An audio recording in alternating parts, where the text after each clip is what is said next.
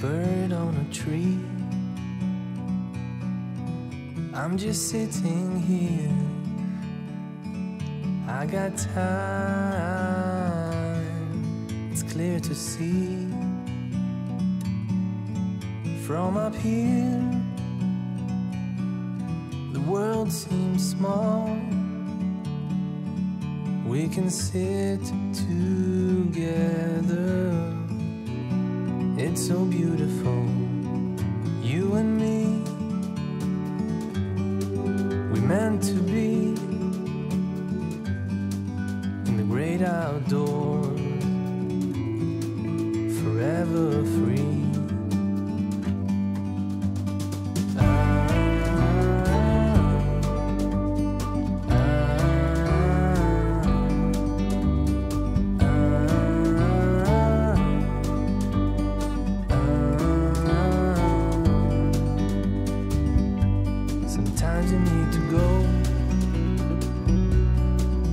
Take a step back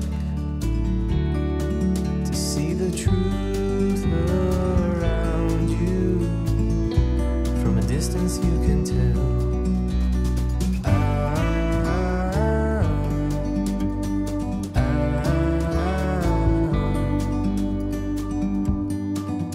You and me were meant to be outdoors, forever free. You and me, meant to be in the great outdoors, forever free.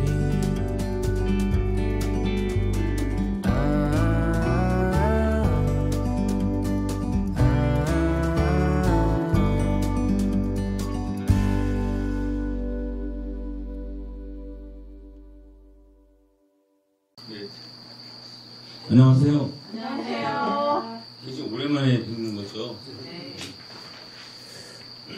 요즘 이게 주제 오늘 저는 그러니까 굉장히 요새 많이 일어난 사회 현상을 보고서 이걸 유학 사상으로 좀 치유가 되겠는가 하는 거고 좀 하는데 아까 이제 고영석 교수님 강의했던 내용하고도 유사하고 또 김기 선생님하고 했던 거하고도 유사합니다.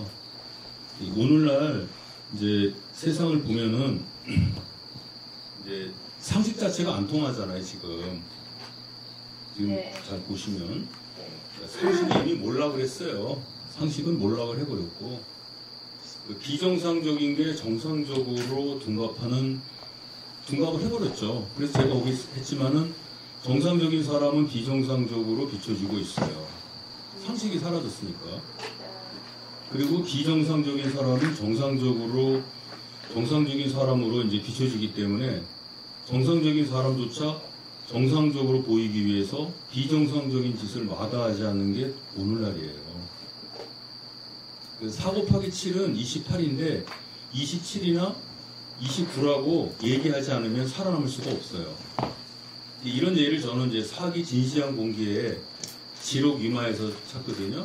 아시죠? 조고라는 사람이 호해라는 정권을 잡으려고 진시황의 아들 중에서 가장 아둔한 사람이 호해라는 사람인데 그 호해라는 놈을 황제로 앉혀놓고 지가 권력을 휘두른 거죠. 그래서 걔를 완전히 잡으려고 사슴을 갖고 와가지고 폐하 여기 말이 있습니다 하니까 호해가 어찌 저게 사슴이지 말이냐 그러니까 신하한테 한번 물어봅시다. 그래서 신하들을 다 불러 모아놓고 조고라는 놈이 물어보는 거예요. 여러분 이게 뭡니까? 저는 이것을 말이라고 부르는데 황제께서는 사슴이라 그런다. 여러분들의 생각은 어떠냐? 이렇게 물어보니까 정상적인 생각을 가진 사람이 그걸 말이라고 하진 않을 거 아니에요. 그래서 일부는 아예 침묵을 해버리는 거죠. 그리고 일단의 사람들은 성질이 좀 의기가 충천한 사람은 말이라고 주장을 하고 그리고 또 한편에 있는 사람은 사슴이라고 해버리는 거예요. 그리고 나중에 끝났을 때 그 조고라는 놈이 어떻게 하느냐면 침묵하던 놈들하고 말이라 그러는 놈들을, 아니, 사슴이라 그러는 놈들을 다 죽여 없애는 거죠. 그러니까 이제 그 사슴을 말이라고 하는 놈만 살아남는 거예요. 이걸 우리말에 쑥맥이란 말이 있어요. 쑥이라는 것은 그게 쑥이 콩인가요? 콩이죠. 쑥이. 네. 맥이라는 건 보리라고. 그러니까 콩하고 보리는 분명히 다른데 완전히 다르잖아요. 콩하고 보리가 어찌 같을 수가 있습니까? 근데 그거를 같다고 얘기를 하는 거예요. 그래서 그거를 쑥맥도 모르는 놈이라고 그러는 거 아니에요. 쑥맥도 구분하지 못하는 놈. 라는 말이 거기서 나오는 건데, 이게 사기 진시황 공기에 나오는 지록 위마. 사슴을 보고 말이라고 그러는 겁니다.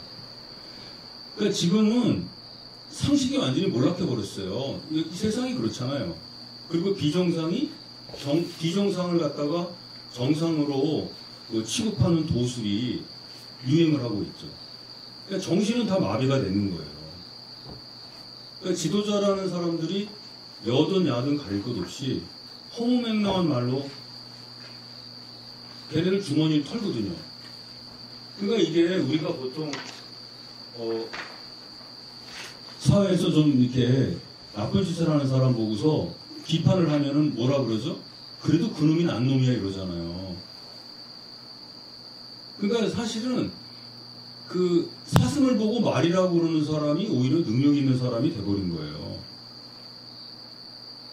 그러니까 이성을 가진 사람은 침묵해야 돼요, 지금. 그리고 거짓은 참이 돼 있고.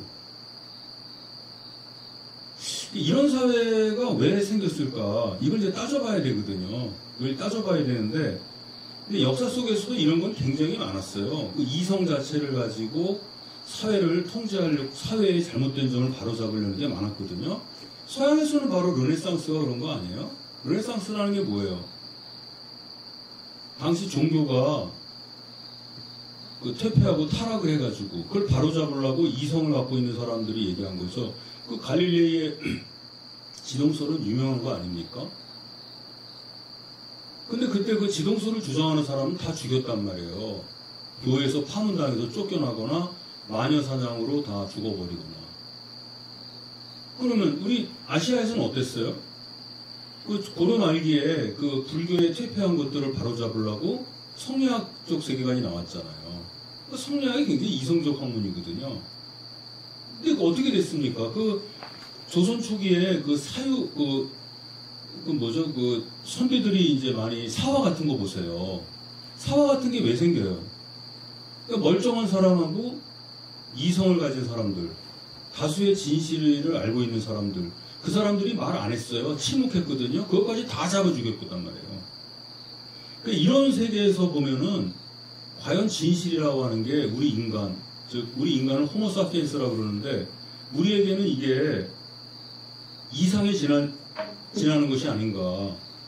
이념 자체가 현실을 호도하고 관념이 진실을 은폐하는 거예요. 그래서 이런 세계가 지금 우리가 살고 있는 세상인데 이걸 어떻게 해야 이제 바로잡을 수 있느냐, 이런 걸 제가 한 거죠. 저는요, 뭐 공자님이나 무슨 공자나 맹자나 뭐 주자나 이런 분들의 사상 연구하는 데는 관심 없어요. 그 사람들이 과거에 어떤 생각을 갖고 있었고 어떤 개혁 정치를 했고 어떤 사상을 주장했느냐, 그거는 이미 역사학자나 또는 사상사학자들이 다 얘기했습니다. 제가 관심 있는 거는 공자나 맹자나 주자나 이런 사람들이 오늘날 세상에 나오면 한일 관계에 대해서 그 사람들은 어떤 말을 할까? 또는 뭐 한중 관계, 한미 관계에 대해서 어떤 발언을 할까? 저는 이런 데 관심이 있거든요. 아니 우리 사회의 양극화 문제에 대해서 그 사람들은 어떤 이야기를 할까? 그래야 그 전통이라든가 사상을 오늘에 되살리는 계기가 되겠죠. 학자들도 마찬가지예요. 그러니까 다수의 학자들이 대부분 침묵하고 있거든요. 근데 왜 침묵을 하느냐? 어떻게 할 수가 없는 거예요. 이거는 뭐 현실 속에서 누가 얘기를 하겠어요. 그래서 이런 문제를 어떻게 할 거냐. 그래서 제가 여기서 이제 그 질문을 이제 여러분께 던진 거예요. 이거 보세요. 페이퍼에 도대체 사람답게 사는 삶이란 어떤 삶인가. 근데 어떻게 해야 이런 삶을 살 수 있는가? 이거에 대해서 얘기를 해보자는 거예요. 아시겠죠? 제 뜻이요.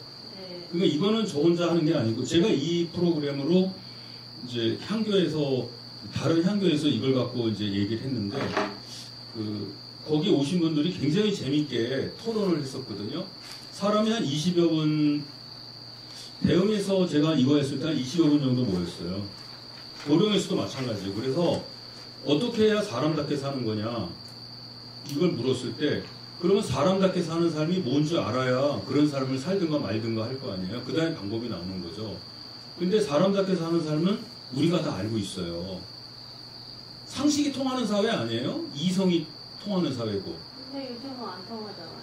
그러니까 이제 그런 거를 이제 이걸 갖고서 한번 이제 보자 이거죠. 자, 예로부터 우리 사회에는 인류가 만든 삶에는 두 가지가 있어요. 삶에는 두 가지 방향이 있거든요. 제가 여러 번 얘기했어요. 지난번에도 이 문제 갖고 얘기를 했습니다. 삶에는 행복하게 사는 삶이 있고 바르게 사는 삶이 있어요. 여기서. 그러면 행복하게 사는 삶과 바르게 사는 삶 가운데서 어떤 삶을 살아야 되느냐를 이제 고민을 하는 거죠. 아까 이제 그 침묵파하고 그 다음에 사슴이라고 주장했던 사람은 바르게 살려는 사람이에요. 그러니까 침묵을 한다는 얘기는 뭐냐면 말을 했을 때 답변을 하지 않는다는 거는 침묵하는 거잖아요. 그러니까 이제 조고가 그 침묵하는 사람들을 죽이려고 들었을 때 걔네들이 너는 왜 사실대로 얘기하지 않았냐? 그리고 걔네들은 뭐라 그러냐면 침묵하는 거하고 숨기는 건 별개 문제라는 거예요. 지금 우리가 너는 왜 이걸 했어? 그러면은 걔가 뭐라고 얘기해요. 그럼 걔를 이제 야단을 치면은 아까 내가 사과했잖아 그러거든요. 그러니까 변명 자체가 사과가 되는 사회예요. 변명은 변명일 뿐이야. 사과가 아니라고. 근데 그런 변명이 사과가 되는 사회, 상식이 통하지 않는 사회, 이게 이제 문제인데, 그러니까 어떻게 살 거냐 했을 때 침묵하는 사람들은 그래도 이성을 갖고 있는 사람이고, 그 다음에 그 사슴이라고 얘기하는 사람은 바르게 살려는 사람이에요.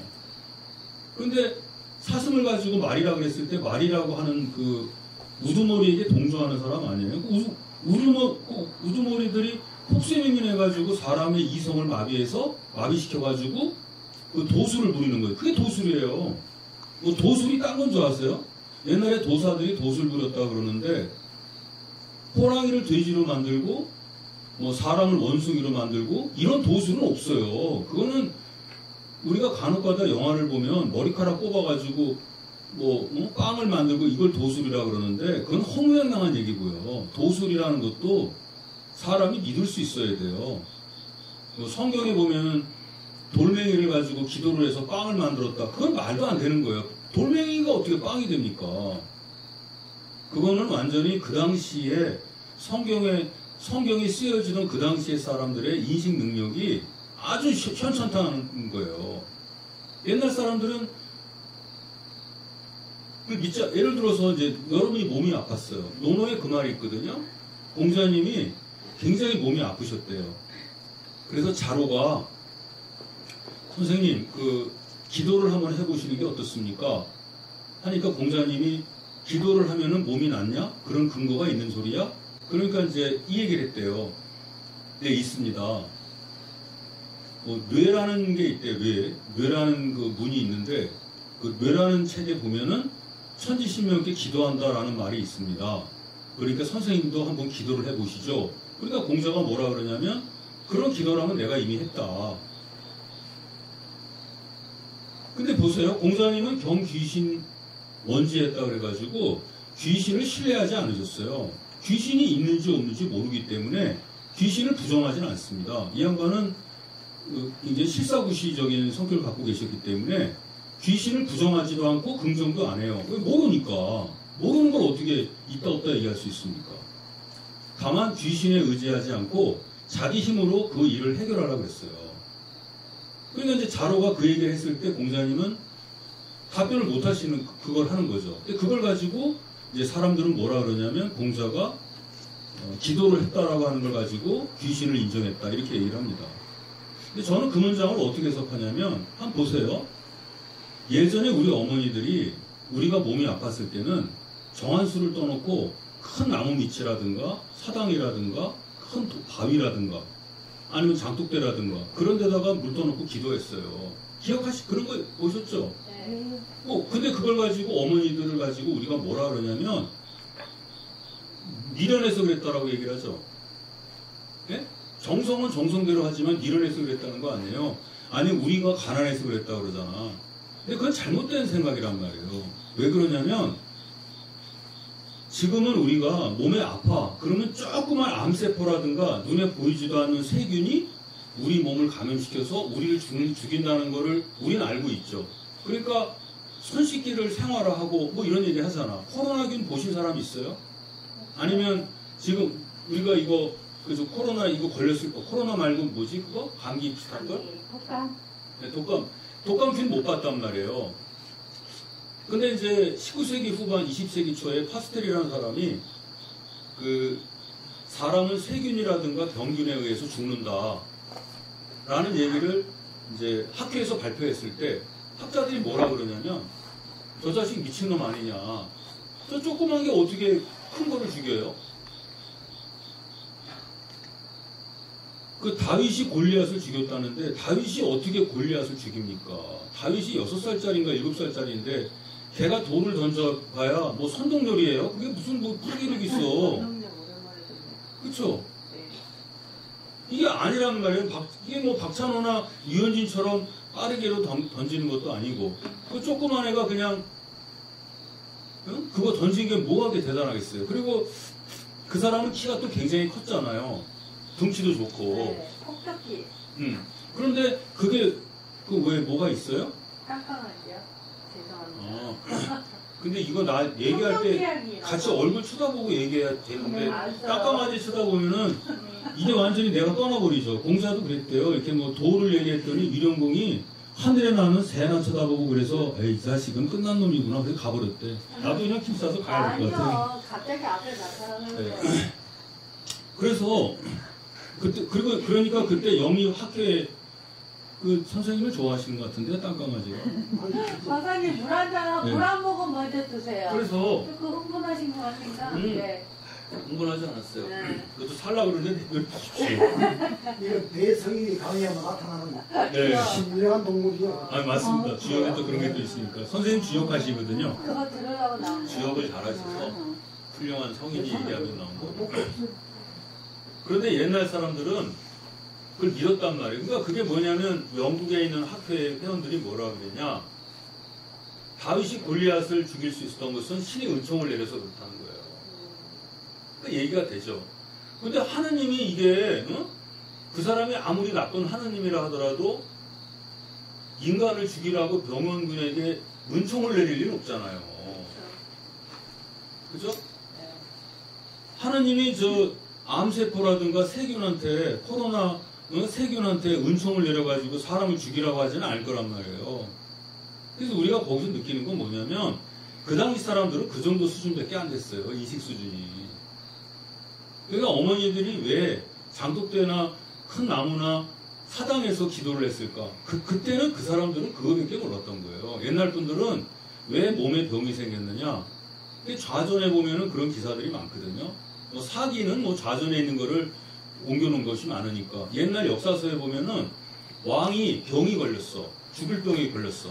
그럼 보통 어떻게 얘기를 하냐면 병원군에 의해서 죽었다는 생각을 못해요. 그 사람들은. 그러니까 왕이 잘못해가지고 제가 굉장히 이게 산만해서 못해요. 그냥 그거 하면 안 되는데. 그래서 그냥 이제 뭐냐면 이 사람들이 그걸 못한 거예요. 그러니까 병원군에 의해서 사람이 병이 걸렸다고 생각을 하는 게 아니라 하늘에 죄를 많이 져서 병이 생겼다고 생각을 해요. 옛날 분들 다 그랬단 말이에요. 한번 역사서나 옛날 책을 보세요. 병균에 걸려서 감염돼서 죽었다고 생각하는 거는 아주 최근의 일이에요. 옛날엔 다 하늘에 죄를 져서 그랬다고 생각을 합니다. 그래서 선반을 받았다고. 네, 그렇죠. 네. 그 자기가 지은 죄를 이 종이에다가 기록을 해요. 다 기록을 해서 다 고하는 거예요. 내가 이런 죄를 지었습니다. 용서해 주십시오. 용서해 주십시오. 그렇게 하고 그 종이를 불에 태워가지고 이제 물에다가 뿌린다고요. 그러니까 물이라고 하는 것은 뭐냐면은 재생의 의미가 있거든요. 물이. 그러니까 침례교 같은 데 보면 물속에서 세례받을 때 물에다 넣다 꺼내잖아요. 그게 다 그런 의미가 있거든요. 그러니까 죄를 씻는 거란 말이에요. 옛날 분들은 그런 생각을 가졌어요. 그것은 옛날 얘기고 지금 인지가 발달한 오늘날에 그런 게 가능하겠느냐. 근데 지금 여전히 지금 세상에 만약에 몸이 아픈데 대표적인 게 구타는 거 아니에요? 예전에 우리 동네 보니까 한 집이 구타니까는요 온 동네가 구슬하더라고. 그러니까 어느 동네나 마찬가지예요. 한 집이 구슬하잖아. 그러면 온 동네가 다 구타는 거예요. 구판이 벌어져. 구타는 나요? 낫긴 뭐가 나. 옛날 사람들은 심리적인 거죠. 죄를 많이 져서 그렇다고 생각하는 거죠. 그리고 어떤 사람이 사업을 하다 망하잖아요. 그럼 온 동네가 다 파산해요. 왜냐면 그 집 부인이 돈 빌리러 다니거든. 보증서로 다니는 거예요, 그게. 그러니까 지도자 입장에서는 각별히 조심해야 되거든요. 지도자는 홍맹맹한 얘기를 하면 안 되고 혹세무민하는 말을 하면 안 돼요. 그걸 가지고 사람들이 주머니를 털거든. 그리고 그것이 능력으로 평가되는 사회에 지금. 그래서 이런 사회가 왜 이렇게 생겼을까? 그러니까 정상적인 사람도 만약에 보세요. 내가 누구 좀 도와달라 그러면은 옛날 분, 제가 이제 어려운 생활을 좀 해봐서 아는데 이제 홍성의 시장 같은 데 가면은 그 잘 못 사는 사람들이 있어요. 그 사람들은 하다못해 이제 뭐 떡이라도 뭐 과일 같은 거 떡이라도 싸게 줘요. 근데 조금 배웠다는 사람은 뭐라 그러냐면 걔 왜 줘? 그거 준다고 뭐가 생겨? 이렇게 얘기를 해요. 네가 무슨 뭐야? 그러니까 우리가 어려운 사람을 보잖아. 어려운 사람을 보면은 도와줘야 되고 갑자기 난관에 부딪힌 사람은 가능하면 살려주기 위해서 자기 재능 기부를 하든 뭐 십시일반 해야 된다고. 근데 요즘에는 그걸 하는 사람을 어리석은 사람 취급을 해요. 너 그거 도와준다고 무슨 대가가 나오냐? 이렇게 얘기를 한단 말이에요. 예전에 노무현 대통령이 현대자동차 거기 노조 앞에 가서 한 연설 가운데 굉장히 인상적인 게 있어요. 뭐냐면 노동자들한테 그런 얘기를 해요. 노동자들일수록 의리를 알아야 된다고. 근데 이게 뭐냐면 노동자라 하더라도 그 분명히 그 와해 공작을 할 때는 어떤 사람한테 좀 더 준다. 너 조금 더 줄게 더 하자. 이렇게 해가지고 사이를 갈라놔요. 우리 사회가 지금 똑같다고. 잘 나가는 사람, 이게 조직이요, 잘 이렇게 통합된 조직이 있는데 그 통합된 조직을 와해시킬 때는 어떻게 하느냐면 이기심이 있는 사람한테 돈만은 더 주는 거예요. 그럼 걔가 많이 받으면 딴 놈도 더 받으려고 그럴 거 아니야. 이기시면 어떻게 할 수가 없어. 그럼 그 조직이 와해돼요. 조직이 와해되면 그때 들어가서 하나씩 다 잡아먹는다고. 그래서 사람이 의리가 있어야 된다. 이런 얘기를 하는데 이런 지금 우리가 현대사회를 살면서 의리라는 것은 사실 관념이고 그런 게 있거든요. 그러니까 그게 사실 무슨 의미가 있겠어. 민족이라는 것도 마찬가지예요. 제가 좀 서술이 좀 깁니다. 왜냐면은 앞에 이게 뒤에 가서 할 얘기 좀 적기 때문에 앞에 걸 많이 할게요. 민족이라는 걸 생각해 보세요. 유럽에는 민족이라는 게 없어요. 예전까지는. 걔네들한테 민족이 생긴 거는 근대에 생긴 거란 말이에요. 그때는 땅을 가진 영주들이 굉장히 있어요. 예를 들면은 이 홍성군만한 땅을 대한민국에도 왕이 여러 명이에요. 홍성군만한 땅을 갖고서 왕을 하는 거예요. 그걸 이제 영주라 그러죠. 영주제라고. 그래서 어떤 대영주가 그 조그만 기사들에게 땅을 줘요. 이렇게. 그래서 걔가 왕이 되는 거야. 걔네들은 다 분권화되어 있었어요. 그러니까 민족이라는 게 없다고. 근데 민족이라는 게 어떻게 생겼냐?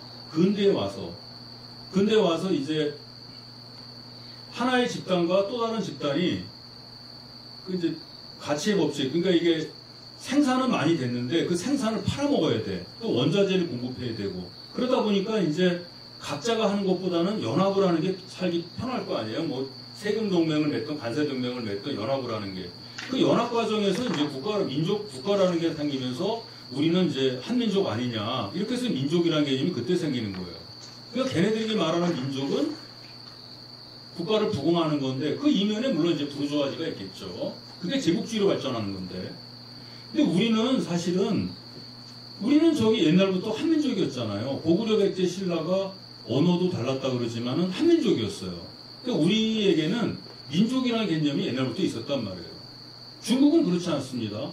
중국은 여러 개의 종족이 합쳐진 거기 때문에 중국 애들한테도 민족이라는 개념이 낯설어요.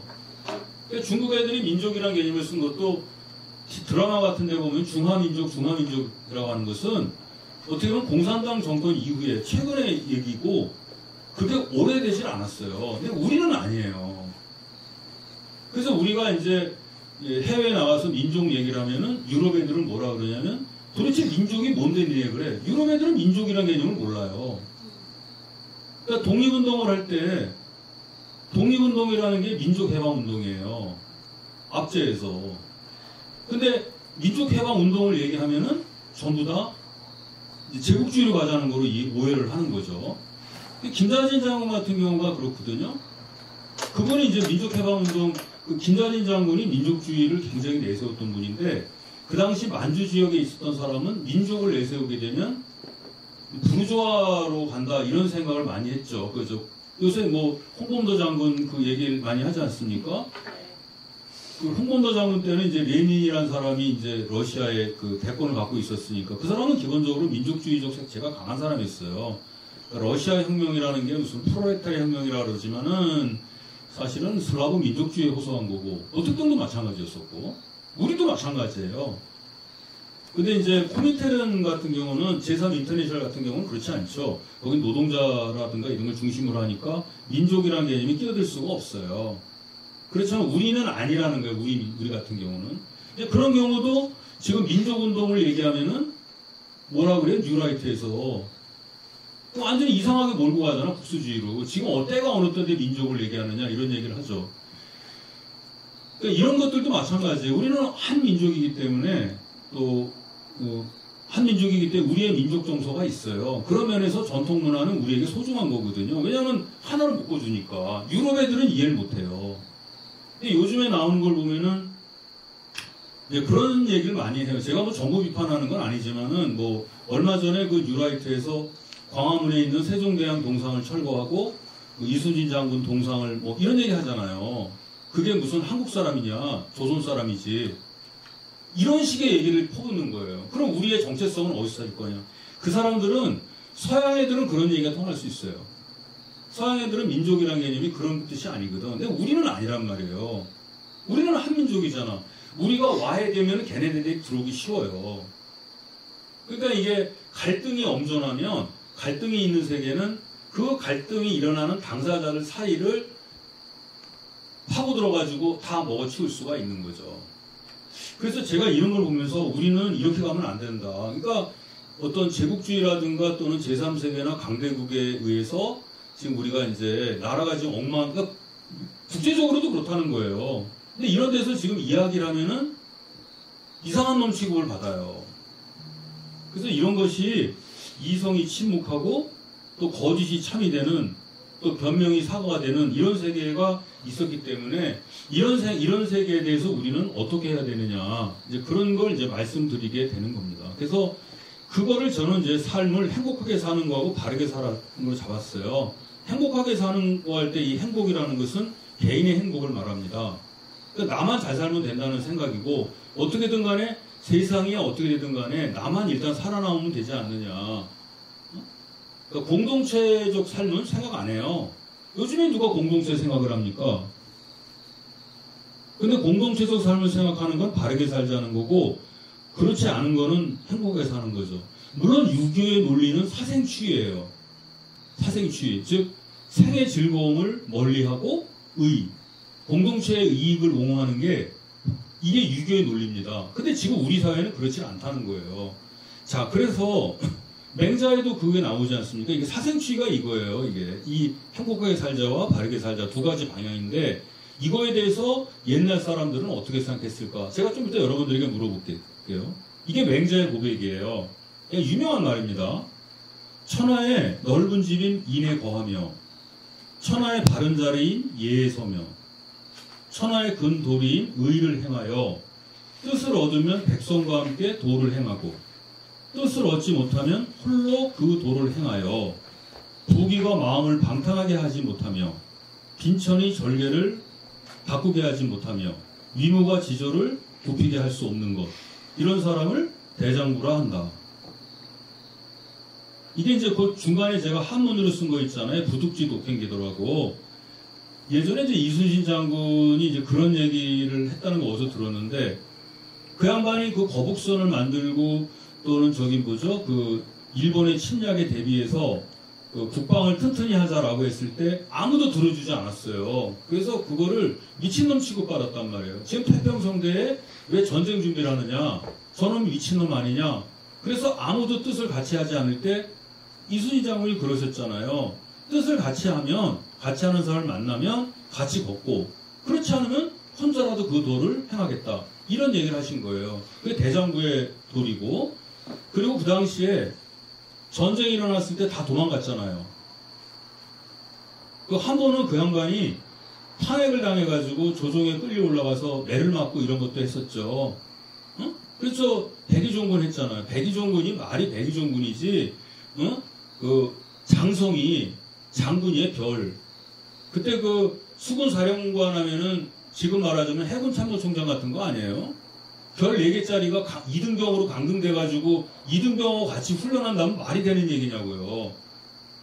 백의종군보다 더 치욕스러운 게 없어요. 그때 그렇게 사람을 골탕 먹이고 원군이 패배하니까 이순신 장군한테 다시 관직을 내줬어요. 우리 좀 도와달라. 그럴 때 이순신 장군이 옛 부하장수를 끌고 나갈 때 옛 부하장수가 뭐라 그랬어요. 장군은 어떻게 되는데 또 거기에 협조를 하느냐. 그거 한다 그래서 누가 당신한테 고맙다 또는 영웅이라고 얘기할 것 같으냐. 그러니까 완전히 이순신 장군은 그 당시 영웅이 된 게 아니라 돈키호테 취급받은 거예요. 돈키호테 아시죠? 돈키호테는 자기는 선이고 자기 밖에 있는 건 다 악이에요. 그리고 그건 자기가 하지 않으면 안 되는 거거든. 그런 취급을 한 거죠. 그때 그 양반이 뭐라 그랬냐면, 나와 뜻을 같이 하면 자기가 생각할 때는 이 민족을 배신할 수 있는 힘이 없다는 거예요. 이 백성들의 삶을 내가 배신할 수 있는 힘이 없다. 그래서 어쨌든 간에 공동체가 존재해야 나의 삶도 보존되는 것이 아니냐, 이런 얘기를 하시면서 이제 그 얘기를 하는 거죠. 나와 뜻을 같이 하는 사람을 만나면 같이 그 일을 행하고, 얻지 못하면은 나 혼자라도 가겠다. 이게 대장부의 도리입니다. 이거 굉장히 우리는 감명 깊게 생각하죠. 그 재밌게 봤잖아요. 예? 자, 이게 이제 옛날 분의 생각입니다. 또 하나 보세요.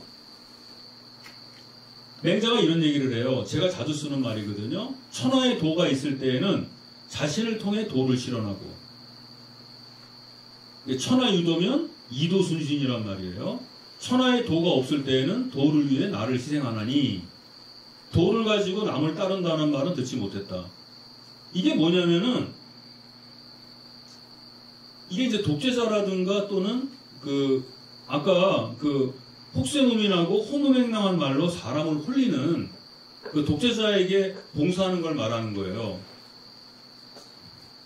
천하의 도가 있을 때는 이 천하가 태평한 거죠. 그 옛날 분을 얘기로 하면은 어진 임금이 건조해 있을 때는 그 임금을 통해서 세상을 어질게, 여기서 말한 도는 인간다움이라고 보시면 돼요. 세상에 인간다운 사회를 만들기 위해서 이제 자기 온몸을 던지는 거죠.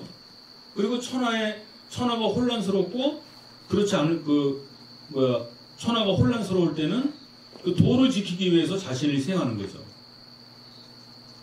역시 마찬가지입니다. 이런 논리들은.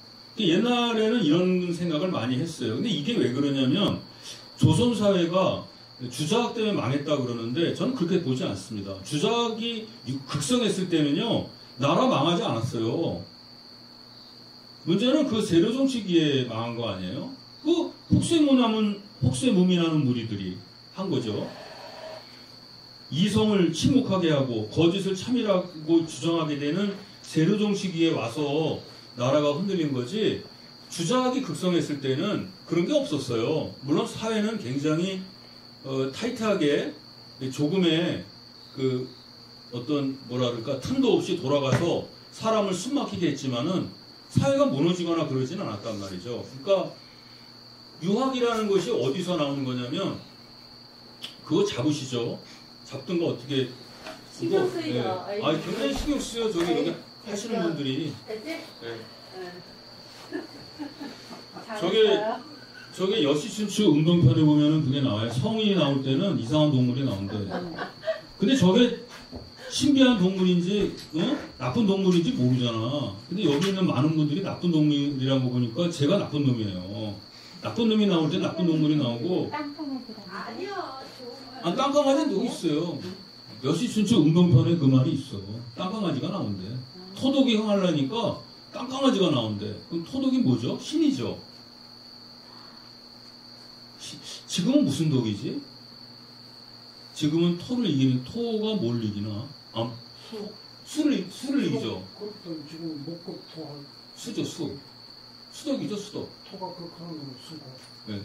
그러니까 그러면 지금 우리나라는 그 수독이라는 얘기인데 제가 토독이고 그럼 제가 토독이라는 친구가 되는 내가 왕도 아닌데 깜깜아지가 나와요, 실제로. 토독이 흥을 하니까 깜깜아지가 나왔대. 여시춘추 운동편에 나오는 말이에요. 깜깜하지. 요즘 본지 몇십 년 됐어. 네. 처음 봤지.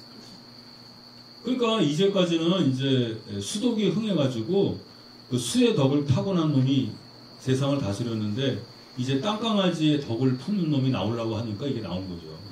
그렇게 보시면 되지 뭐.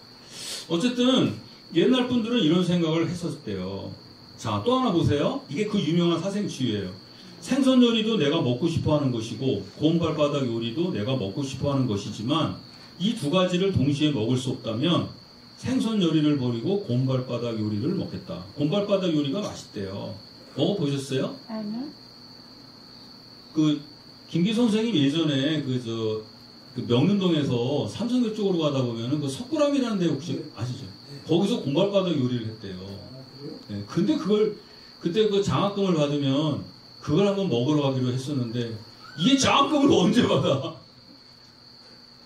친구 3명이 모여서 야 우리 장학금 받으면 그때 돈이 귀하잖아요. 대학 다닐 때 등록금이 어디서 하숙비도 지금 쩔쩔매는데 한 집에서. 그러니까 우리가 돈이 생기면 그걸 한번 하러 가자. 그러면 이 일이라도 하면 되는데 그때는 이렇게 건설할 수 있는 일도 별로 없어요. 그러니까 천상 꽁돈이 생기는 거는 장학금 받는 건데 이게 백년한적이죠. 언제 받아. 그래서 끝내 곰발바닥 요리를 못 먹고 졸업했습니다. 그래서 이 맛을 모르겠어요. 생선은 많이 먹었는데 하숙집 아주머니가 맨날 생선해 주셔가지고 그 다음에 사는 것도 내가 원하는 바이고 의도 내가 원하는 바이지만 아니 그냥 그 잡으세요. 죽이면 안 되고. 왜 도망 나왔어? 그랬는데 그 토독이 흥하는 거를 저분이 잡으셨습니다. 그래서 이제 토독이 흥하게 긁는 것 같아요. 이게 이 나라가 이게 어떻게 좀 잘 돼야 되는데 저분이 천지신명이 도와가지고 이렇게 세상이 좀 좋아. 아 토가 얼마나 안정적이에요. 땅인데. 응? 우리 청정지역이라 네. 이상한 애들이 많아요. 그래서 저분이 지금 망쳐놨어요. 어쨌든 간에 그래 했습니다. 그러니까 이게 곰발바닥 요리와 생선 요리를 둘 중에 먹고 싶은데 둘 중에 하나를 택하라 그러면 곰발바닥 요리를 택한다는 거예요. 근데 그 다음 문장이거든요. 사는 것도 내가 원하는 바이고 의도 내가 원하는 바이지만 두 가지를 동시에 가질 수 없다면 사는 것을 버리고 의를 취하겠다. 이게 맹자 얘기거든요. 그러니까 아까 김기 선생님께서 한시를 부르면서 그 홍명희 선생이나 뭐 또는 이내수 선생의 부친 그 다음에 또 뭐 지산 선생이나 이설 선생이나 그런 분들을 말씀하셨잖아요. 이길성 선생 같은 분들 또는 사가 선생이나 그런 분들은 그렇게 사신 거예요. 그래서 그런 분들이 계셨을 때는 세상이 잘 됐느냐? 그건 아니고요. 그런 건 아니죠. 왜냐면 그 당시도 비정상적인 판을 쳤단 말이에요. 이게 비정상적인 것이 세상에 유행하게 되면 해를 달이라 그러고 달을 해라 그래요. 그리고 사과를 안 해요. 변명만 늘어놓는다고. 그리고 변명한 것을 사과로 받아들인단 말이에요. 이게 굉장히 무서운 사회가 돼요. 그런 사회에서는 다 털린다니까. 그래서 이게 옛날 분들이 이런 것 때문에 이제 그렇게 했어요. 이게. 지금 그러잖아요. 바르게 사는 것이 행복하게 사는 거, 바르게 사는 것보다 행복하게 사는 게 바람직한 삶이라 그래요. 제가 지난달에 뭐라도 한번 여쭤봤죠. 바르게 사실래요? 행복하게 사실래요? 그러니까 바르게 사신다 그랬잖아. 선생님은 이제 바르게 사신다 그랬고, 지금은 이제 행복하게 살고 싶어요. 그러니까 이제 행복하게 살면 공동체 이익 같은 거 생각 안 하는 거거든요. 나만 잘 사는 뿐 아니라. 이제 나만 좋은. 선생님도 그래요? 저도 바르게 산다고 해서 저도 바꿔야 돼. 근데 바꿔지지가 않네요. 아니 근데 이게 바르게 살아야 된다고. 행복하게 산다는 거는 행복을 추구하는 거잖아요. 근데 나의 행복을 지나치 추구하다 보면은 상대방도 행복을 추구하기 위해서 서로 부딪혀요. 그래서 행복을 추구하는 것은 서로에게 해가 된다는 걸 알아요. 그래서 오히려 행복을 추구하는 것이 바르게 사는 것이 아니라 행복을 억제하는 게 바르게 산다는 논리가 등장을 해요. 만약에 여기 선생님이 이제 나는 행복하게 살고 싶다. 그러면 이 행복이라는 거는 다른 말로 하면 이기심이 충족되는 거예요. 욕망의 충족인데 욕망을 충족하기 위해서 하는 게 노동이잖아요. 의식도 될 수 있고. 근데 그 욕망과 의식을 끝까지 추구해 보세요. 자유를. 그럼 상대방도 그렇게 들어온다니까. 똑같이. 그러면 어떻게 돼요? 내가 행복을 추구하다 보면은 저 사람도 행복을 추구해 들어오면 둘이 부딪혀. 그러면 이기는 놈이 행복한 거. 그 이긴 놈이 행복하게 되면 더 큰 놈을 또 만나게 돼요. 그럼 이기면은 행복하게 생각한다고 밤에 몰래 와서 죽일 수도 있잖아. 요새 계속 문고리 걸고 자요. 그러니까 몰래 와서 죽일 수도 있고, 그리고 음해할 수 있고, 더 큰 놈이 나타나는 거예요. 그러니까 이게 만인에 대한 만인의 투쟁사회로 가게 되는 겁니다. 그래서 행복을 계속 추구하다 보면 결국은 어느 지점에 가서부터는 행복을 추구할 수 없는 상황이 발생해요. 그걸 한계 상황이라고 그러죠. 그래서 그때 가서는 우리가 느껴요. 아, 이게 아니구나. 규칙을 준수하는 게 행복하게 사는구나. 사는 것이구나. 그래서 결국 바르게 사는 삶으로 돌아가게 된다는 거예요. 근데 바르게 사는 삶은 나의 욕망을 억제하는 꼴이 되잖아요. 그러니까 나의 욕망을 억제하는 것이 어떻게 행복하게 사는 삶이냐. 근데 그게 역설적인 거예요. 그래서 우리는 바르게 살 수밖에 없는 거예요. 사필 규정이라고 지금 이제 상식적으로 행동하지 않고, 말로는 상식을 얘기해. 근데 상식적으로 행동하지 않고 비정상적으로 행동하면서 그게 정상이라고 주장하는 사람 것은 오래 못 가요. 우리 역사에서 이미 봤잖아요, 그거. 그래서 역사는 절대로 거짓말을 하지 않아요. 그 속에서 우리는 이미 봤다고. 그래서 결국은 행복하게 사는 것이 바르게 사는 삶보다 결코 좋은 게 아니다. 이걸 깨닫게 되는 거예요. 그걸 이제 반성적으로 체득하게 되는 게 이제 그러니까 법이 필요한 거예요. 그래서 법을 준수하며 살고, 그 다음에 법이라고 하는 것은 외적 강제인데 그 충돌을 할 때 이걸 잡아주는 게 뭐냐면 상식이란 말이에요. 상식이 뭐야? 그건 참이라는 증거는 있지만 거짓이라는 증거는 없는 걸 상식이라 그래. 그러니까 우리가 보통 얘기할 때 야, 상식적으로 행동해라. 이게 뭐냐면은 규칙을 지키라는 거예요. 우리끼리 서로 합의된 거. 그 상식이 무너지면은 사회가 무너지는 거예요. 아까 비정상적인 거하고 정상적인 것이 어떻게 다르겠어요? 비정상적인 거는 상식을 인정하지 않는 사람이에요. 근데 우리 진짜 이렇게 턱 까놓고 지금 생각을 하면 상식적으로 살려고 하는데 상식적으로 살 수 없게 만드는 세상이 돼버렸잖아요. 그렇죠. 그 원인이 어디에 있는지를 알아야 우리가 고치는 거죠. 근데 그게 원인을 알면서도 고칠 수 없는 상황이 있을 수도 있고, 아, 이거 카메라 돌아가니까 참 불편하네. 아니, 괜찮아요. 우리 말 조심해야 되는 거 아니야? 아니, 이게 이제 왜냐면 말 조심, 그러니까 이제 이게 벌써 우리도 그러니까 침묵하는 사람이 살기는 힘든 세상이 돼버렸어요. 박사님 왜 웃었어요? 편집하실까? 그러니까 이게 아니 선생님 거는 이제 안 들어가고 제 얘기만 들어가겠지. 선생님은 아무 소리 아니요, 저 우리 막 그때 그런 얘기 다 들어갔어. 그러니까 이게 뭐냐면은 이게 침묵하는 거 있죠. 80이랑 얼마나? 우리 침묵하는 것을 이제 비판하거든요. 근데 침묵하는 사람은 동조하는 사람이 아니잖아요.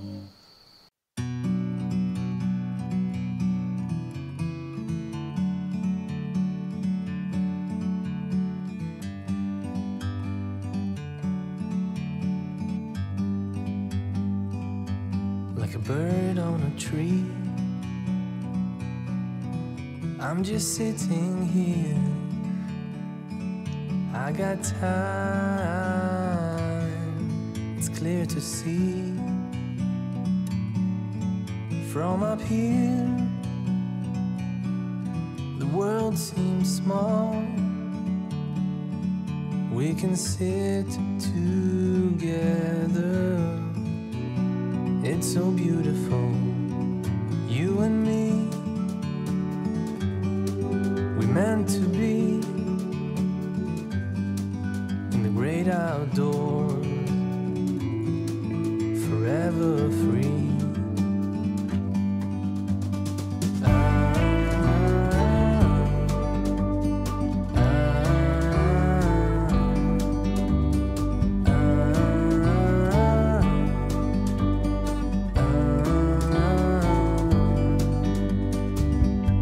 Sometimes you need to go